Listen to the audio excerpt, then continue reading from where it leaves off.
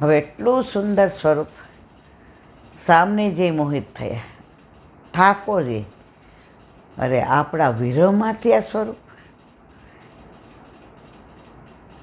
બેયનું માન છૂટી ગયું અને સામનેજીને વલ્લભ બહુ વાલા લઈ ગયા. ઠાકોરજી આમ હસી હસીને એને બોલાવે. હવે જેને બહુ પ્રિય હોય ને, વલ્લભ એટલે પ્રિય, તો ગોલોકમાં વલ્લભનું નામ રાખ્યું વલ્લભ. હવે ઠાકોરજીએ કીધું, વલ્લભ, એટલા બધા દેવીજીઓ આપણા અમારાથી વિખૂટા પડીને ભૂતલ પર પધાર્યા છે. હવે કોઈ દેવતાનું સામર્થ્ય નથી કે એને શોધી અને એનો હાથ મારા હાથમાં મૂકે. મેં બધાની પેઢી કરી જોઈ, પણ કોઈનું સામર્થ્ય નથી. તો વલ્લભ, આપ આટલું મોટું ગોલોકનું સુખ છોડી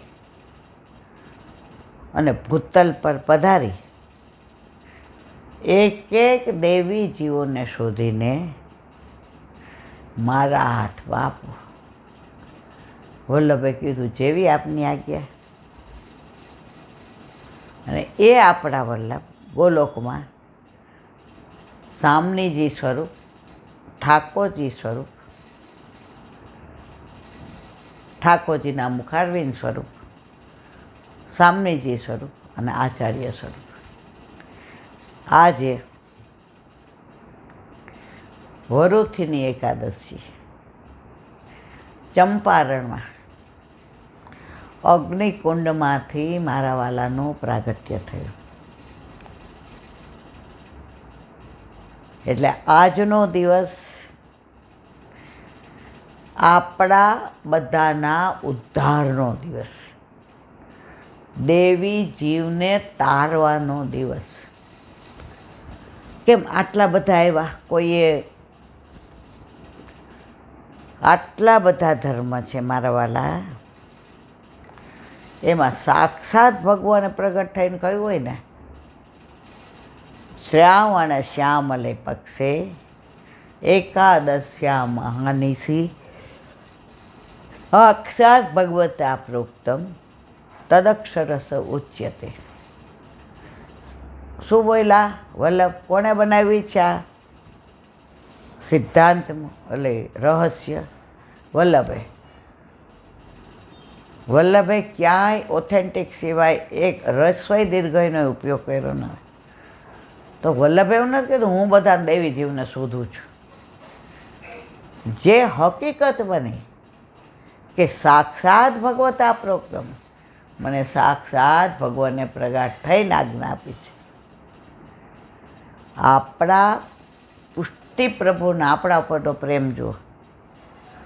એક માર્ગ, એક આચાર્ય એવો બનાવો, બતાવો જેને ઠાકોરજીએ આજ્ઞા આપી હોય. આ એકડો વલ્લભ જ આપણો એવો છે. અને બાકીનું બધું પછી જાણો છો બધા. બાકી વલ્લભનું બોલવું હોય ને તો જિંદગીને કરોડો જન્મ ઓછા પડે. તેવો આજે આપણા જીવનનો શ્રેષ્ઠ દિવસ. અને પ્રાગટ્યમાં પછી કેવું, ચંપારણમાં અગ્નિકુંડમાંથી પ્રગટ થયા અને મૃત બાળક આવ્યું તો ત્યાં બખોલમાં મૂકી દીધું. હવે કેમ આવું થયું? તો ઘણા મતાંતર છે. વલ્લભ પુરુષોત્તમ સ્વરૂપ છે, એટલે ગર્ભ દ્વારા ન આવે. ઈલમાના ગર્ભ દ્વારા જે બાળક આવ્યું ચંપારણમાં, એ દસમે આવ્યું. અને એ બાળકમાં આવિર્ભાવ વલ્લભનો નહોતો, એટલે ત્યાં પધરાવ્યો.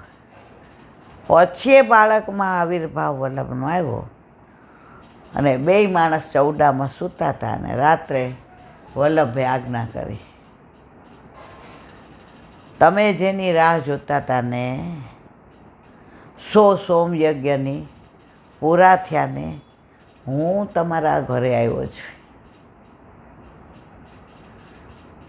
લક્ષ્મણ ભટ્ટ ને ઈલમમાજી બેય જાગી અને અગ્નિકુંડ પાસે આવ્યા.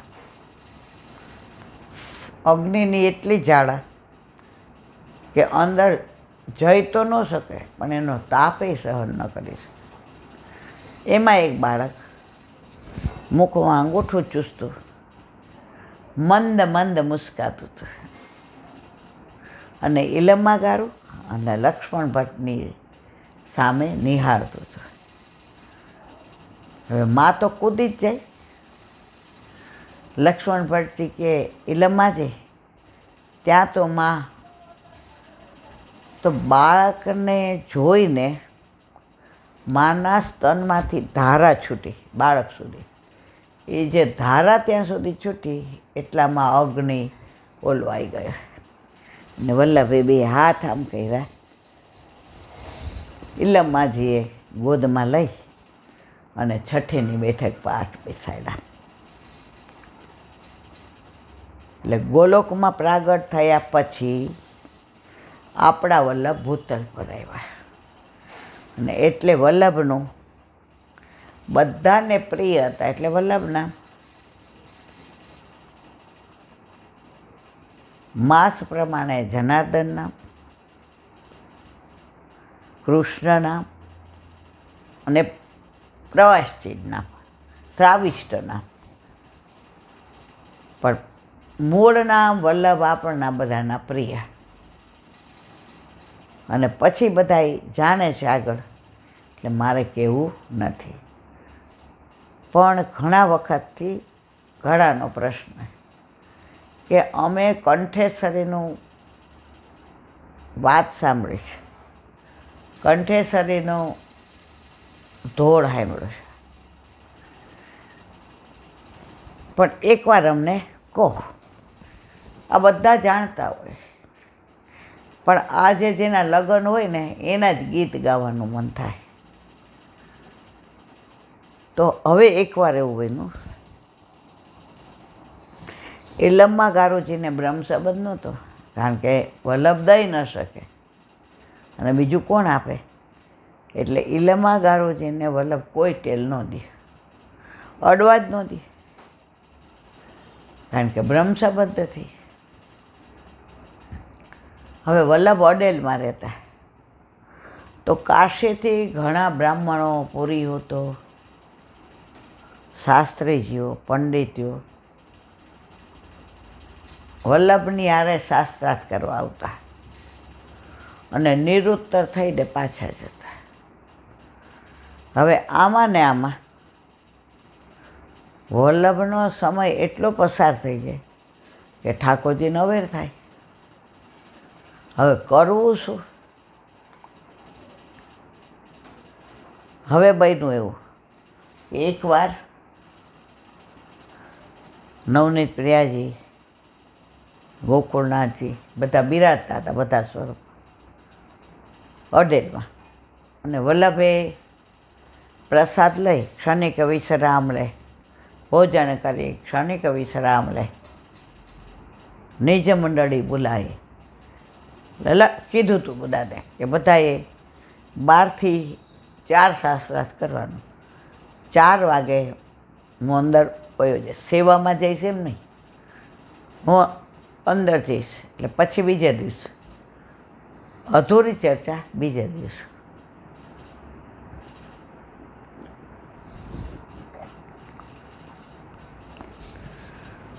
હવે એકવાર એવું બન્યું કે વલ્લભ બધાની સાથે શાસ્ત્રાર્થ કરતા હતા અડેલમાં.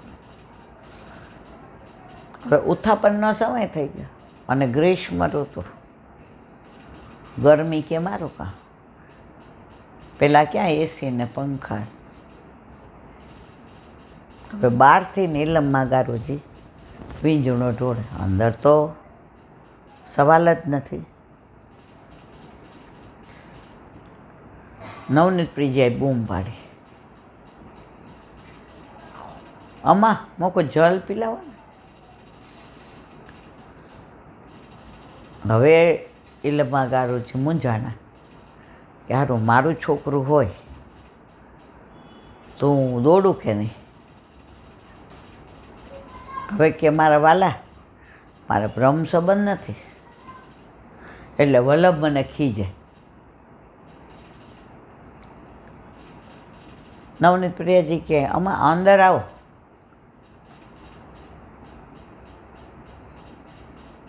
ઇલમમાંથી અંદર આવો. બીતા બીતા ગયા. આજ્ઞા થઈ સેવાકૃતિ ગૃહરાજના બાધનમ બહારી છે. નવનીત પ્રિયાજીએ કીધું હું તમને બ્રહ્મ સંબંધ આપું, હું તમારો ગુરુ. આખા પુષ્ટિ માર્ગમાં નવનીત પ્રિયાજી એક જ ઇલમમાજી માટે ગુરુ બન્યા છે. હવે ઇલમમાજીને બીક લાગી કે વલ્લભ ખી જશે. માં અમારી આજ્ઞા છે. હવે ઘરમાં રહીએ ને આ બધું થતું એટલે ખબર હોય કે પ્રભુની આજ્ઞા. એટલે ઇલમમાજીએ તો કોરા કપડાં એ કે કાંઈ જરૂર નહીં, અહીં બેસી જાઓ. નવનીત પ્રિયાજીએ બ્રહ્મ સંબંધ આપ્યો. હવે જે ગુરુ હોય ને ચરણમાં કેમ ધરવા તુલસીજી? એ કે માં હવે ગોકુળનાથજીને ચરણમાં મૂકી દો, તુલસીજી સમર્પિત કરી દો. તો માએ ગોકુળનાથજીને ચરણારવિંદમાં સમર્પિત કર્યા તુલસીજી. તો નવનીત પ્રિયાજી બન્યા ગુરુ અને ગોકુળચંદ્રમાજી બોલ્યા ઠાકોરજી. અને ઇલમમાજીને બ્રહ્મ સંબંધ થયું. હવે બધે ઝારીજી પધરાવ્યા, એટલે બધાય રાજી રાજીથી. નવનીત પ્રિયાજી પાસે ઝારીજી પધરાવતા હતા ત્યાં વલ્લભ અંદર આવ્યા. બરજા माँ तुमने क्या किया, तुम्हारो ब्रह्म संबंध नहीं हुआ है, तुमने जारीजी भर दी. नवनीत प्रियाजी के वल्लभ माने खींचशो ने, मारी આજ્ઞાનું પાલન કર્યું છે. મેં બ્રહ્મ સંબંધ આપ્યો છે અને ગોકુળનાથજીના ચરણારવિંદમાં પધરાવ્યા છે.